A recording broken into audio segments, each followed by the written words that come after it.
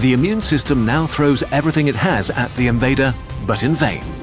The complement system, tiny protein bombs that can kill intruders on their own, are easily disabled. Antibodies, usually one of your superweapons, are just destroyed or swallowed. A high fever that usually slows enemies down does nothing, as the amoeba actually thrives in the heat.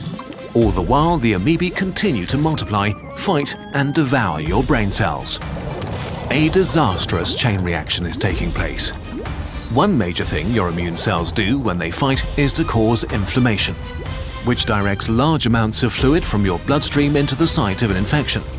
So, as the battle rages on without a clear winner, more and more fluid enters the brain. At this point, the human will feel symptoms that quickly escalate.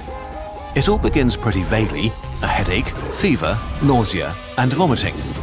As the battle spreads rapidly through the brain, serious symptoms appear, from confusion, inability to concentrate, to fatigue, seizures, and hallucinations. The brain swells up massively but can't expand due to the bones surrounding it. So it compresses and disables the brainstem that controls things like breathing. Usually within a week, the patient dies.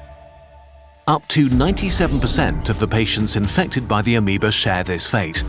In almost all cases, by the time an infection by Naegleria fowleri is recognized, the disastrous battle for the brain is already so far along that there is almost nothing to be done.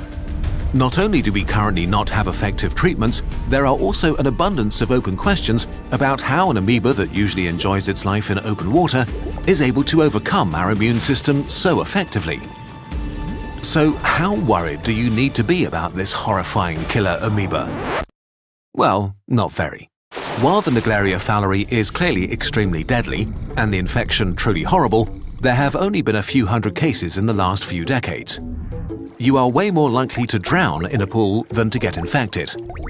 Not only does the amoeba need to be flushed high up your nose, it also needs to get a good grip, and it also has to make its way through the first lines of your defenses. Ultimately, Naegleria fowleri is neither evil nor a huge public health risk. But every year, some unlucky people have to deal with it. We still have so much to learn about it, and until we find a way to treat it, Naegleria fowleri will continue to be this vague and horrifying thing, hunting in puddles and lakes, and sometimes pools. Usually for bacteria, and very occasionally for people.